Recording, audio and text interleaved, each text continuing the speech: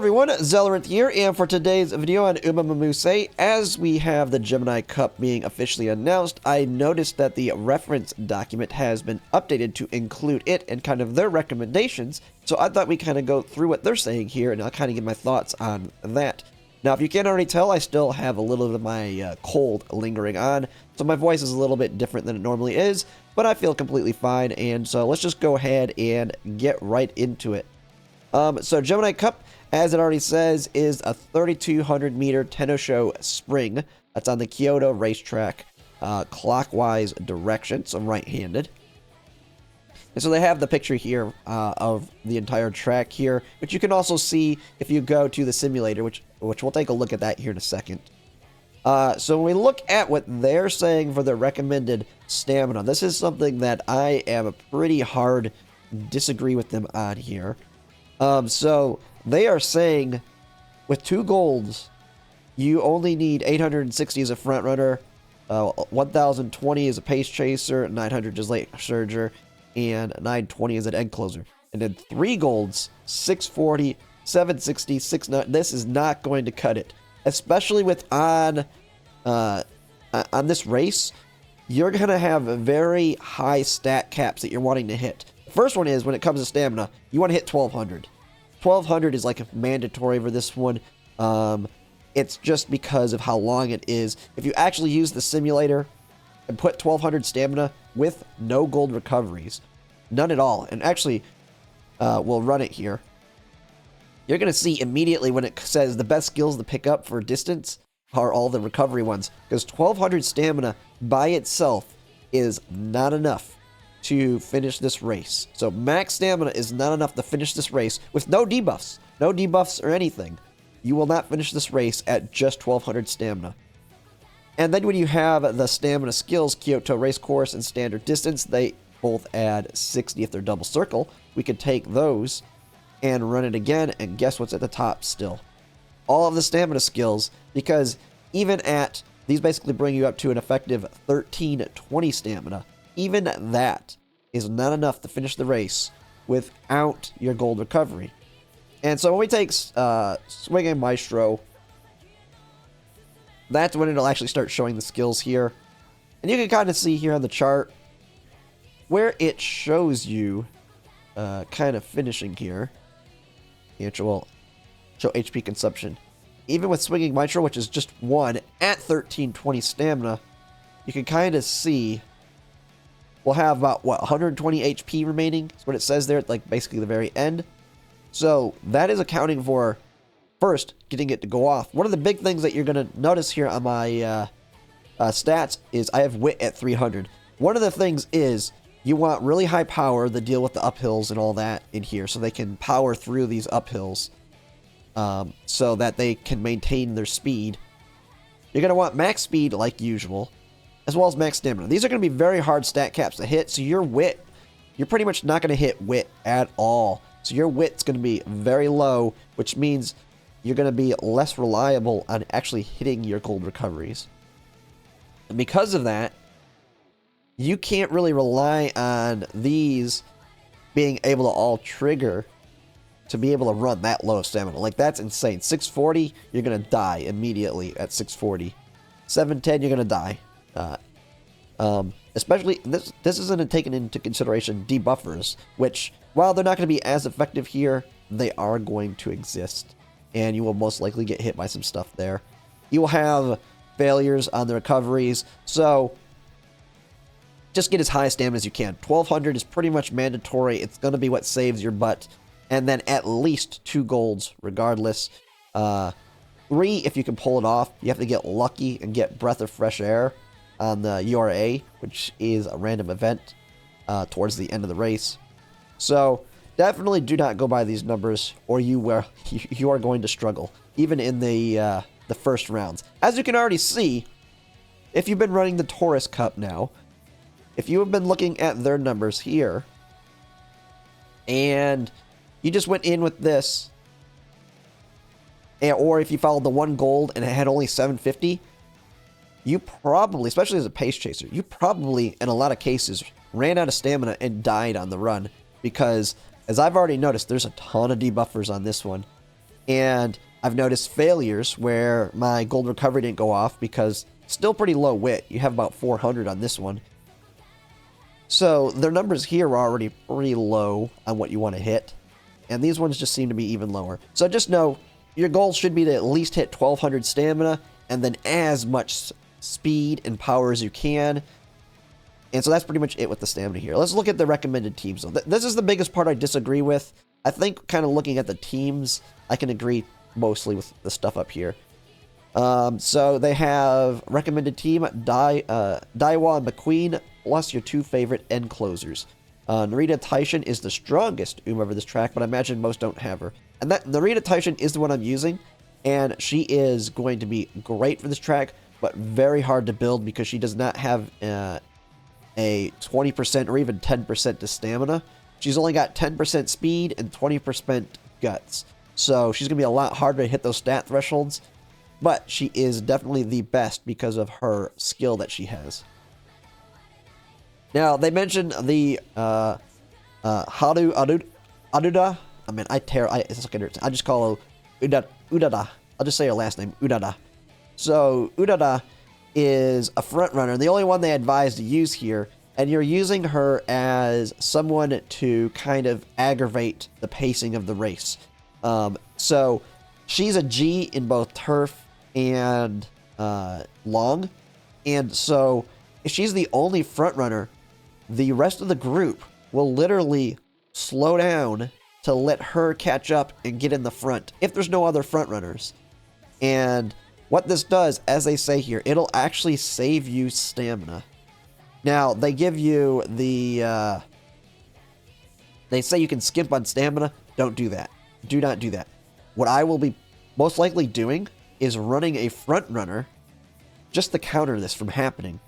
I'm kind of experimenting with it. I'll be doing that testing in practice runs on streams on the weekend. I plan to start actually trying to build like a starting ace and then doing trial runs every weekend after this Taurus Cup ends on stream to kind of see how different things work as we experiment with using an Udada and using like Sleeping Lion, Gold Recovery and all that.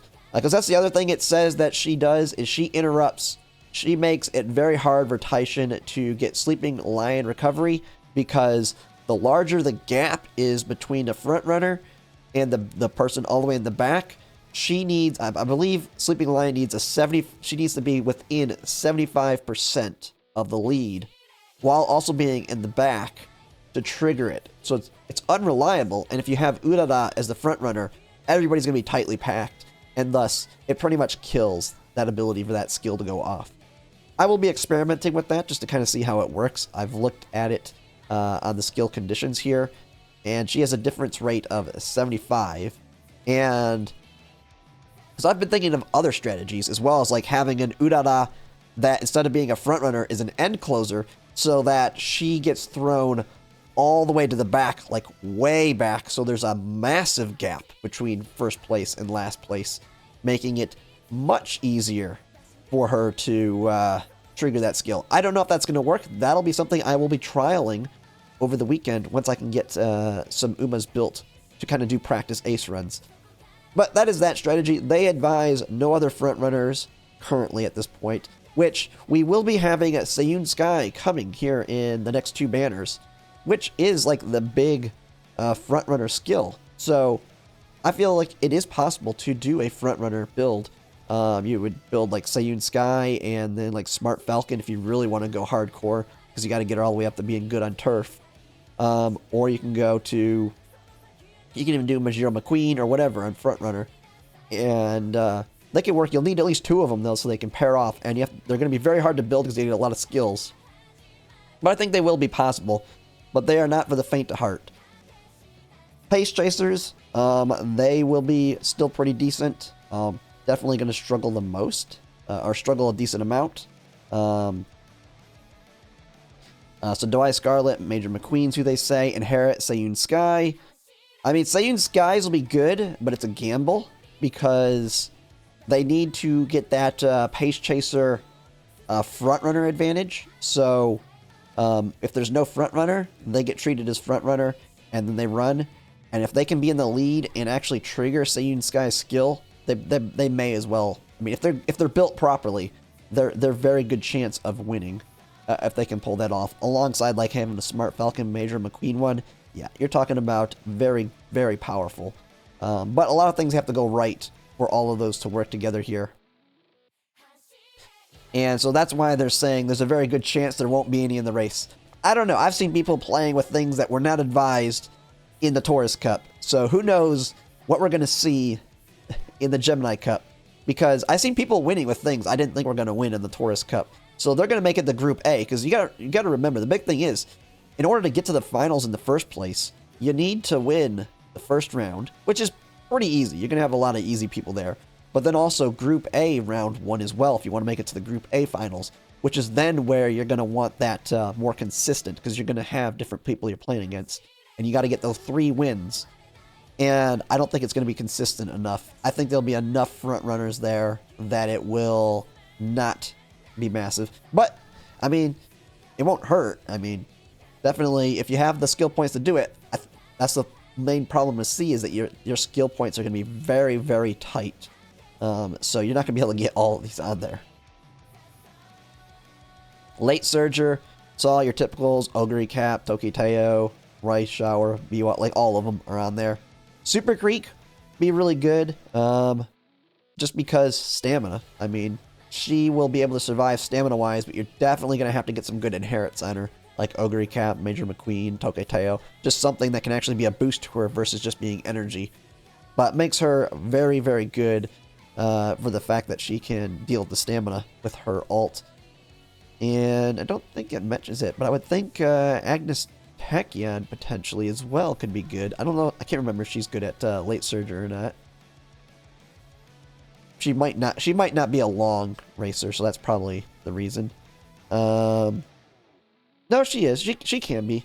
Yeah, I don't know why I don't mention her here, but her ult's also stamina as well. So Late Surgers don't have anything going for them on this track. The lack of frontline Umas means their gambling skills, like on your left, probably aren't going to work.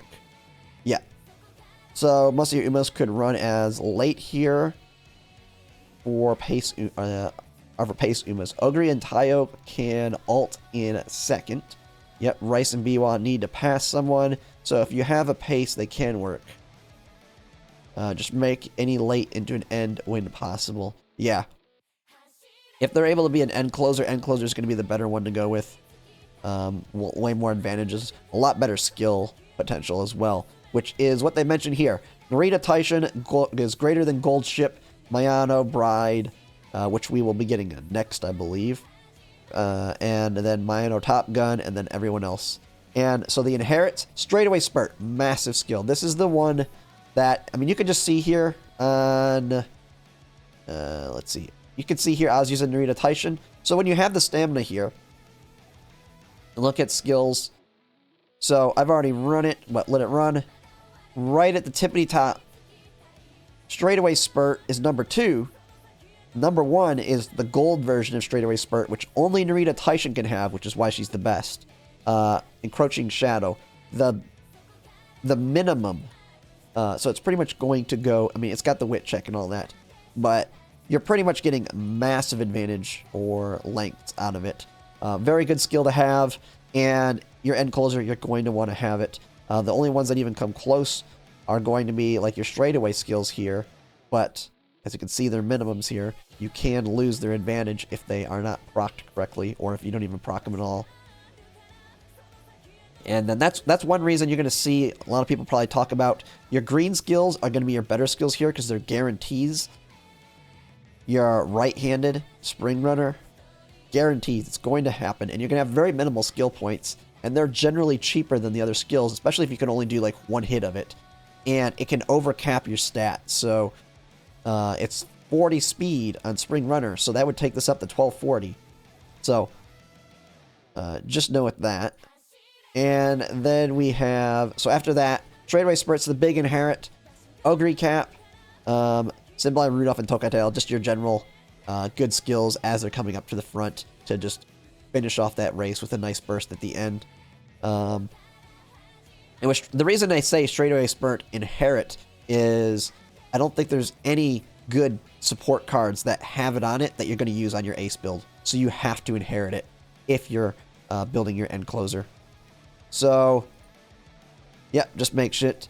Yeah, and if you bringing an Urara, she will probably make it so the Sleeping Lion recovery doesn't trigger. Yeah, so this is something I will be experimenting with to see how it works, because I would bring one that's going to sit way in the back to hopefully help it trigger. But I don't know how reliable that would be, and that'll be something we'll try. Front runner Ulalas, end closer Ulalas to see, because that is a very easy and accessible gold recovery skill for Narita.